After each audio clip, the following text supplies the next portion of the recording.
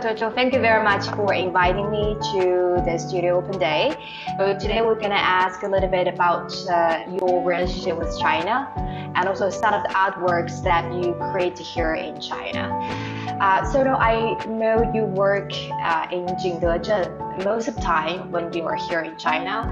Can you tell us a little bit about what brought you to Jingdezhen and what is the stories behind this?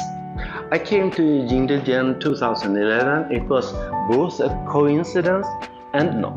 My father was a policeman. So in Gothenburg had in the past big trade with China. It was like the Martin Silk Road. Right. And so in Gothenburg, when I was a child in the 50s, Chinese porcelain wasn't that interesting in general. So my father, who really loved this, could buy it almost for nothing.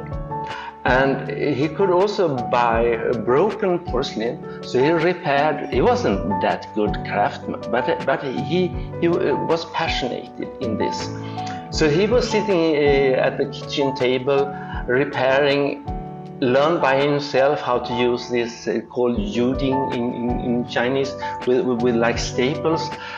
And he talked about Kangxi, Song, Ming, and so on. And for me, it was like a normal world. I mean, we used the porcelain at home, not just as fancy thing. Of course, it was like on Sunday we have the cookies and so on. 2007, I have been to Japan twice, and I collaborated with some Chinese artists in Sweden, and got the ideas because I have seen some Chinese contemporary art in Paris, and I heard about China was a really interesting art country. Things happened.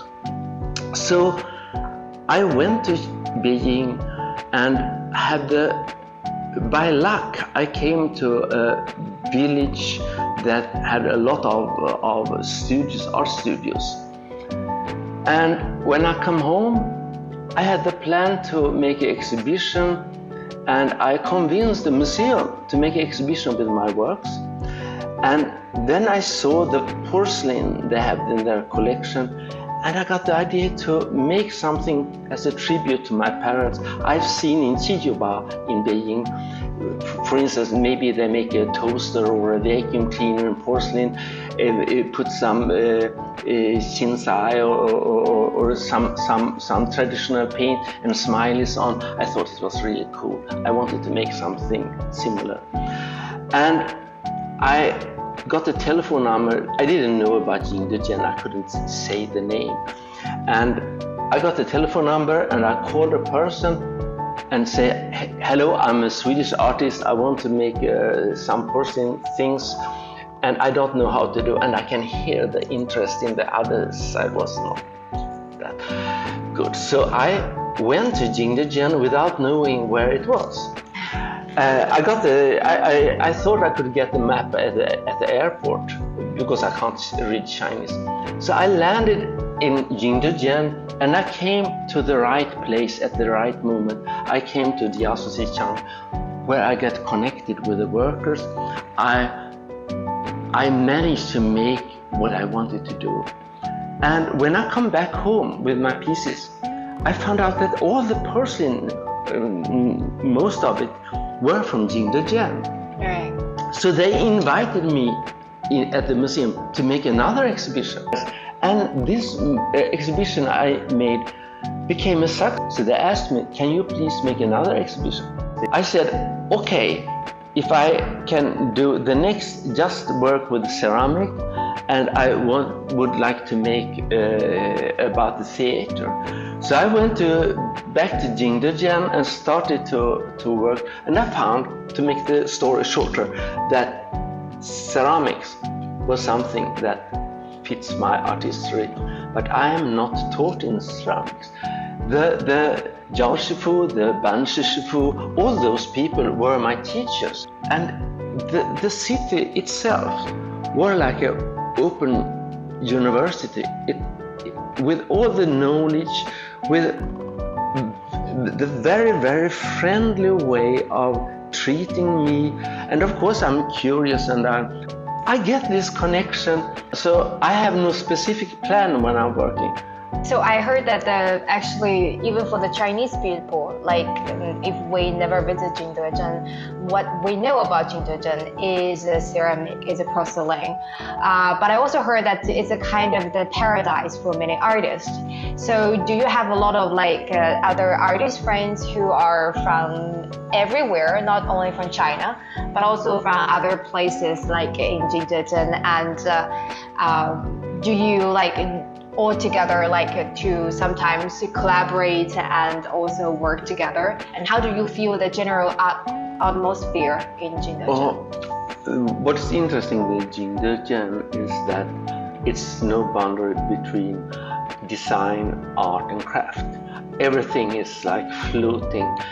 And of course there are many foreigners there. I think you can talk about two kinds of people come to Jingdezhen. It is people who have a specific plan and they don't really know how to act, how to deal with the situation, and they jump into the wall, because to work in China is, you can have a specific plan, but it is like you are trying to reach the moon, but you will reach the sun instead.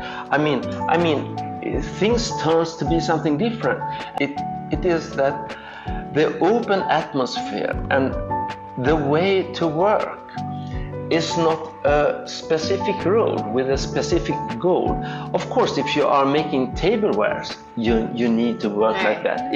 But if you are, as me, I'm like a free artist. I have no specific goal, because I'm creating, and creating is to like drop something, and it's not broken, it's divided in pieces. So you use the pieces to open up. And that, all this in Jingdezhen, because the doors are open to the different kind of workshops. So for me, it's a really, really paradise. And for other foreigner or other Chinese artists coming, like Jing Piao, coming. Right. Jing Piao. Yeah. And so it is, I think, is more depending on the personalities or than it is if you are a foreigner or not.